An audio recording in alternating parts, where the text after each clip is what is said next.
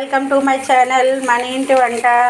ఈరోజు మన ఇంటి వంటలో దొండకాయ కూర అండి. దొండకాయ కూర ముక్కలుగా కోసేసి వేయటం కాదు, తాలింపులో ఉప్పు వేసి పిసికి వేయాలి. కొంచెం ఒంట్లో బాగోని పిల్లలు ఉన్నారు కాబట్టి వాళ్ళకి కొద్దిగా నోటికి రుచిగా ఉండాలంటే కొద్దిగా ఉప్పు వేసి దొండకాయలో పిసికి వేసామంటే ఆ తెమడ అనేది దొండకాయలో ఉన్న పైన తెమడ అనేది వచ్చేస్తుంది.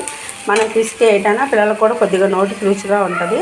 అందుకని చెప్పేసి ఒంట్లో బాగోని పిల్లలకి రాకపోయినా విడిగా మనకి ఎలా తినాలనిపించినా చేసుకోవచ్చు.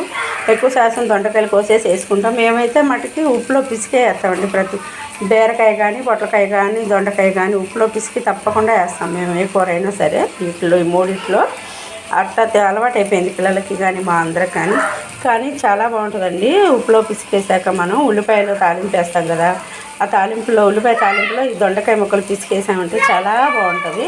మమ్మల్ని ఇప్పటివరకు సపోర్ట్ చేసిన ప్రతి ఒక్కరికి పేరు పేరున థ్యాంక్స్ అండి. అలాగే ఇప్పటివరకు సపోర్ట్ చేస్తున్నాము అందరికీ ధన్యవాదాలు చెప్పుకుంటున్నాము.